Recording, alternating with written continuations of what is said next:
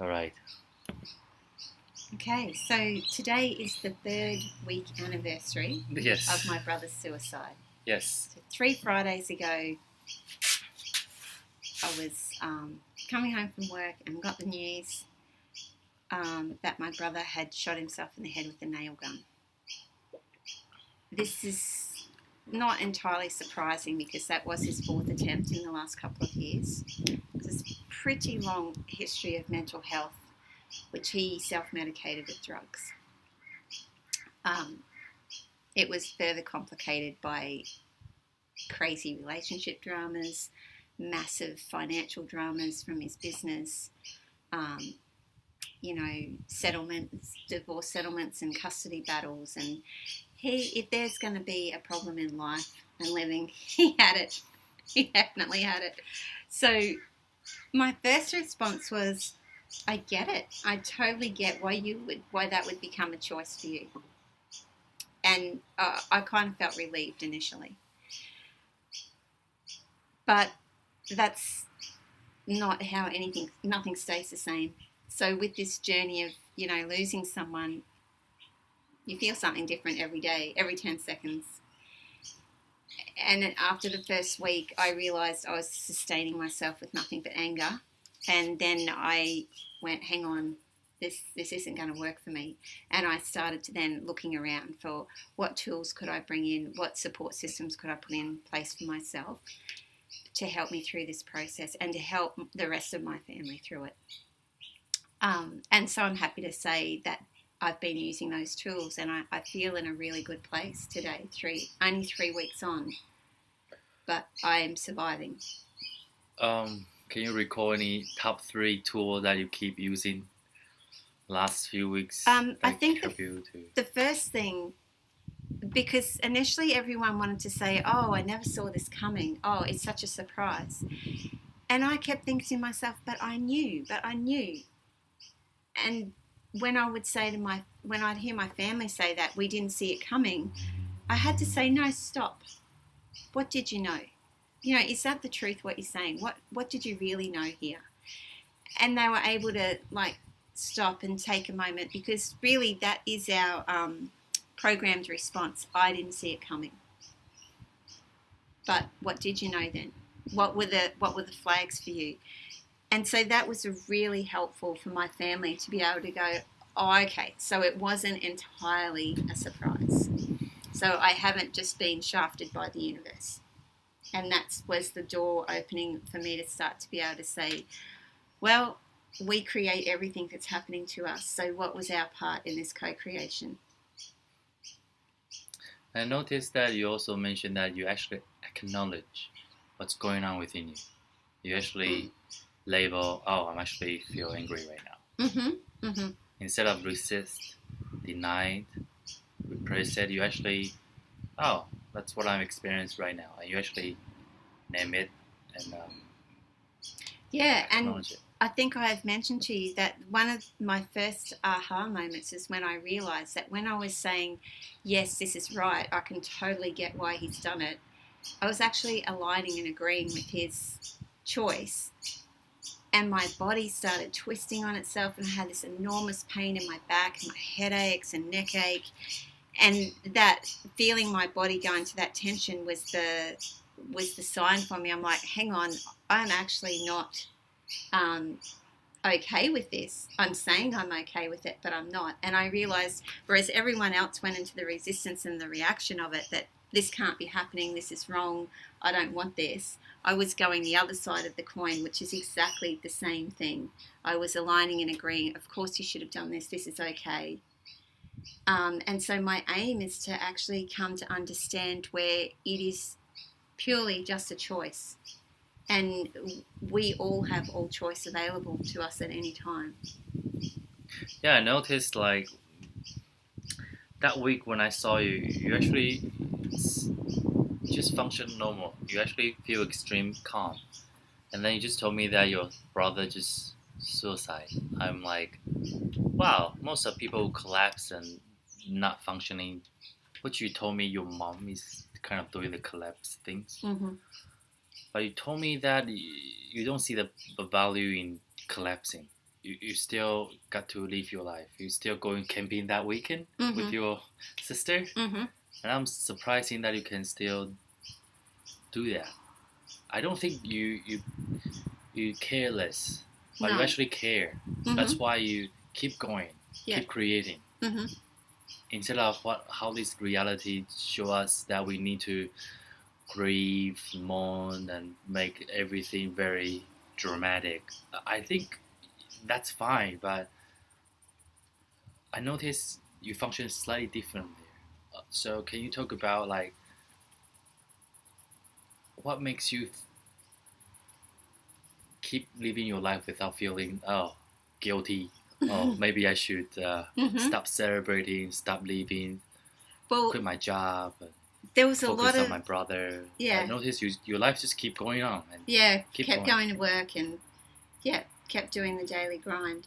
And the reason for that, which I'm very grateful, is that in the background of all this was two very melodramatic ex-wives that were creating havoc, and it got to the point where it was basically like a pantomime, the biggest dramatic telenovela you could ever imagine. And it got to the point where me and my family started to laugh. It was so ridiculous. We're just sitting there going, how could you possibly even have scripted this or, imagine that this could be what's going on right now? And from all the years that I've spent in Access Consciousness, that sort of was like, hang on, wake up. This is just a story. It's a bad story, but it is just a story. And so how are you going to get yourself out of this now? And that's when I started using the tools of distractor implants. So, what was I trying to avoid by the guilt and the shame and the blame and the feeling wrong and making this a wrongness? Because I noticed other people were thinking we weren't enough for him to choose to stay and we should have done more. And I had one sister that was definitely distraught that there was a day when he'd been left unattended, and she's saying we dropped the ball, we should never have done that. I'm like, no, we knew that day to stay away. He needed a day of reflection. He needed his own space. That was okay. So yeah, I guess luckily for me, and it's not luckily, but the events that occurred in the couple of weeks before and the few weeks after have been so theatrical that I was able to go, this can't actually be real. I remember you said like your mom doing these collapse things in front of your sisters, but not in front of you. I find that very interesting because it seems like it's a choice. Happiness is a choice, and also you actually call it on her, and then she stopped. Can you tell me about that? Okay, so for starters, let's say I was not not compassionate with my mum. I totally get that she was devastated. She's just lost her child. But also in her life, there's a lot of expectations about the way that would play out and the way that you would show people you're caring. Ah, yes. Okay, yes. So with me, energetically, I don't require people to do that in order for me to know that they cared. And I think I sat with her the first day while my brother was still alive for a day. And I sat with her and I remember saying to her, because she was very distressed, and I said, Mum, the judgment's not going to help. And she said, what do you mean? I said, I know you're sitting there thinking you weren't a good enough mother. You've done something wrong. If you had done more for him, if you had done something different, then we wouldn't be sitting here. And I said, you are a good mother. Nobody thinks you're not. No one thinks you've done anything wrong. This is just his journey, and, it's okay. And when I said that, that's when she stopped doing it with me. And I think I use that tool with most of my clients as well. First, you've got to acknowledge what's going on, and then you can change it. Whereas I guess everyone else, when she does do the collapse thing with, they're also doing it. They're also in the judgment of themselves, in the judgment of what's happened. And so, of course, they're just mimicking each other. But with me, I just have created a space from day one where You know, I've even said to him on his attempt the time before, like, I know you're still thinking about it. If that's what you choose, that's okay with me. I love you. Thank you for everything you've contributed, and you've been a valuable force in my life. And I feel like I'd had some really good talks with him about where he was and what he was thinking about. And I remember you say something like, even though his physical body is not on this earth anymore, you still feel this connection with him. Absolutely. Can you tell me about, like, is it that the body that you're connecting with, or just the energy of your brother? You feel like he's still here. He just is without the body, or and you know, this is even closer. This is a really unusual thing that I haven't told anyone, and which is why I would like to welcome people to join this conversation that have experienced suicide with a family member or friend, or just know someone, or even any death actually. What I noticed a few days in, I could feel him inside my body, like his molecules had started to merge with my molecules, and it was a very physical sensation. And I've never heard anyone talk about this after death, but it was like all the walls that he had built in life, all the barriers that he'd had up, he'd suddenly taken down. And because I do a daily ritual of barriers down, expand out, pull in, and next thing, boom, I could feel his molecules inside my molecules, and it was a freaky feeling. But so I just made a determined effort not to fight it, and I just thought, I'm just going to see where this goes. And it subsided after a few days, and with that, a lot of peace and everything. But it's like I was reintegrating his being into my world. I know a lot of people won't get that. But this is a thing. I think that night when I visited you, we do a bar swap. Mm. And then I said, "Truth, is your brother Chris here?" And you say yes. And then all of a sudden I just You went, oh my God, he's an entity now. yes, I'm like, oh yeah, your brother is actually an entity now. Yeah. At that time, I actually feel these tears started coming up to my eyes. I didn't cry, but I just feel there's something coming up. Because I literally can perceive he's with us that night. Mm-hmm. And then I think you do a bars on my body, and then we ask like, Chris, are you here to contribute, or you're here to have a message? And I think we did the oath vows. We did, yeah, that was huge because we both found the next day so much space. Yes, we did. We did all the vows, oaths, swearings, fealties, communities, commitments, contracts, promises, bindings and bondings that Chris had with me or any member of my family or his children or his ex-wives, and we revoked those oaths so that he could be free to leave. Exactly, because when you... At that time, I feel like I'm the messenger to just pass on whatever he got to pass on to you.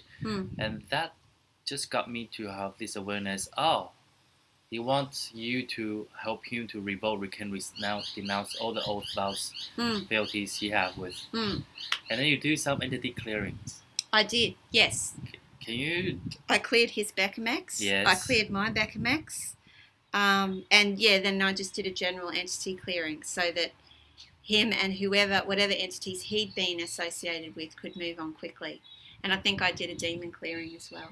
Yes, and also set him free from all the contracts. Yeah, all the contracts because really, what's the point of not having a body if you're still going to carry around all the contracts? So I wanted to know that he was free from all that. And I feel this sense of space after you did that. Mm-hmm. And then you told me that after next morning you feel a little bit better. Yeah. Can we talk about your brother? Actually have this very interesting point of view called I'm here for a good time, not for a long time. And when I heard that, I'm like, wow, that makes sense. And then you mentioned to me that, you actually align and agree with it.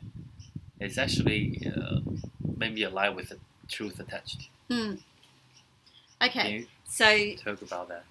I'm here for a good time, not a long time. That was his catch cry. He was always the person that was having the most fun in any room. He was a very vivacious, funny, loud guy. And he just loved sex, drugs, and rock and roll. He loved to dance. He loved to take drugs. He loved to have sex and tell everyone all about it. He loved to share. And he used to always say to me after a night out, "Come on, Em, we've got to workshop this now." And we'd go through all the people, the places, and the things that we'd experienced. And we'd, just really relish it all over again and dissect all the interactions and everything. And the more I think about it, it's like he was dedicated to waking people up out of this life has to be serious, life has to be difficult. And a lot of the last few years when his drug use really escalated was the inability to create peace and harmony with his exes. They just wouldn't have it. They would not have it. They just wanted to attack. And he was just like, I don't get it. I don't get why this has to be so hard. But then he would react back to it. So we couldn't quite get a grasp on that either. But really, from, again, what I've learnt from Access, he was somebody that didn't have a lot of judgmental point of view on what this reality would consider as bad or wrong or, he's like, I'm just having fun. I'm just going to have fun. And unbeknownst to most people, he got up at 4:30 every morning, worked as a concreter, went to bed at 8 o'clock at night. And when we would go out partying on the weekends, he would say to people, they'd say, "Oh, can I have your phone number?" And he'd go, No, I'm here every second Saturday, 8 till 8. Just come back and I'll be here. And that's what he used to do, just go back to the same bars and people would find him. But, that's like in the middle of his saga, probably 10 years ago now. But when you said to me, "Oh, I feel really heavy when I think about that. It's running through my mind and it's going over and over. I'm here for a good time, not a long time. I'm not using my time properly and it's getting away from me." And you felt sad about it. Yes. Because you're going, it's a truth and I'm not living up to that truth. Yeah. I'm going, well, there's the clue that it's a lie. There's a lie in there somewhere because you were feeling heavier about it. You weren't feeling any lighter about it. And so then we started to explore, okay, there's two sides to every coin. So you can align and agree with it. You can resist and react to it. But what if you could just have it as a choice in each day? Oh, okay, so I could choose to have fun today or I could choose to not have fun today. Whatever's going to work best for me. And I noticed how your family member respond to this, your brother's suicide. Some is actually withdrawn, and some want a revenge, and some just are in overwhelm. Start to overwhelmed and not sure what's going on. Yes, and confusion. Yeah. Yeah, and you seems like a few years ahead of everyone else. So what gives you this clarity, or what's your point of view about this suicide? So this clarity has definitely been a choice. It wasn't I loved my brother deeply, and he's still one of my preferred people that I'd want to spend time with. And I didn't want this experience to be wasted. I understood straight away, wow, this is a co-creation. This isn't happening to me. I'm part of this. Okay, what's my part in this? And I just started to ask myself questions. Where am I co-creating this? What's my part? What's required of me here? What does he require from me? What does I require from him? And I just went to work because I thought I can't. If I gave in to that devastation, I wouldn't get up. I knew that about myself. And I've been in Access now, I think, for at least 5 years, maybe more. And I realised that it's not an excuse. Devastation isn't an excuse. And if you collapse and you fall into it all, you still, when you wake up, have to get yourself out of it. And I don't have that benefit. I've got a small child that I still have to see to. I still have to get up and keep going for them. And also, I just didn't want to disrespect his memory by making this a wrongness when it really is just a choice. He ultimately chose for him with only him in mind. Although I don't quite believe that. I think that he chose what he thought was best for everyone. But it was a commitment.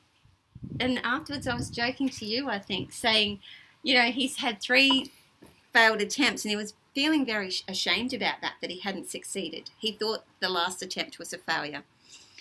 And I was like, wow, he succeeded. He put his mind to it and he found a way to do it that it worked this time. And I even wanted to honour that. Why not? In his mind and what he was creating for himself, he succeeded at this. You share with me something that you mentioned that he do push up. Right. Yeah. Something we can do about it. Something. Okay. Can you told me a bit about that again? Okay. So. Can we do something about? As I said, there was a long history in his mental health illness, and we had spoken about very early on, like 15 years ago. I gave him herbs. I gave him, because I'm a naturopath, so I treated him with herbs. I'd given him lifestyle changes to make and mindset techniques to use and stuff like that, and they had all worked brilliantly. But then his situation changed again, and he was like back in the same old rut again. And this time he just decided to just do whatever the hell he liked. He didn't really address it. But in he was in hospital only a week before this event, and he had said to the psychologist there, look, none of what you say is helping me at all. He said, when I'm on a job site and I need somebody to do something or they're not doing a good job, I can give them tools and I can show them what to do with these tools to help them fix the mess they've made. He said, you're not giving me any of those things. And it really shocked the psychologist, and she then stopped and she changed her whole conversation with him. And she started to talk to him about, well, what can you do? What can you do? Yes. What can you do?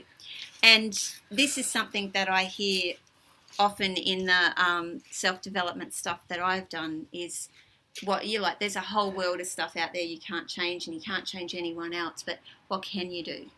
And so he realised that he used to be a big football player and played A-grade rugby league, but in a long time he hadn't done any exercise, and he remembered how good he used to feel when he was fit and strong and part of a team. And he said, so he laid down on the ground and he started doing sit-ups. And he said, this is going to sound really weird, but I did 50 to 100 sit-ups and I felt so proud of myself and so like I've accomplished something. And if I can do that, I wonder what else I can do. And he really gave me that message that, life's about 10-second increments. Just what one little thing could you do that would change the rut or the routine or the enormity of what you think you can't do? And it got me thinking, like you might want to lose weight and the number seems so big that you couldn't possibly start a diet. And you don't know how to overhaul your whole life to get rid of this weight. But there's probably one food you could stop eating. There's probably one exercise that you could do. You might do a sit-up, you might do a squat, you might go for a walk around the block. He was in massive financial trouble only because he hadn't been giving it his attention. And when I sat down with him one day and we actually started to sift through, open his mail. He didn't open his mail because it was too much. So we sat down, we opened the mail and saw, okay, this is your current situation. You've got this owing, you've got this money here. And in actual fact, it wasn't as bad as what he thought it was. That struck me as amazing, that opening the mail created change. And then sometimes it might be you know, when you're in overwhelm and depressed, you don't eat. Well, you starve your brain of the necessary nutrients and chemicals that would get it back on track. And so maybe it's make myself a sandwich. Maybe it's pick up the phone. Maybe it's cut my hair. Maybe it's wash the sheets. I read a really great, I saw a really great motivational video where a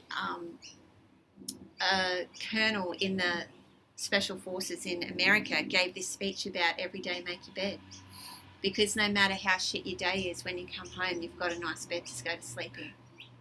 Nice. And so I've really started to look at this. What can we change? What can we change? We only ever look at what we can't change. Just little things. Mm-hmm. Thank you, Anne. Thanks, Eric. Jason? Yeah, we'll have to edit that. Change to Jason. And that's our next installment, where Jason talks about how he suicided and killed off Eric, which is another fascinating story. Yeah, and now we'll come to the discussion about if you know anyone or you actually experience someone's suicide at your place and you want to talk about it, just leave some questions and write something on the Facebook posts, and we're happy to take that and put into our discussion. Thank you.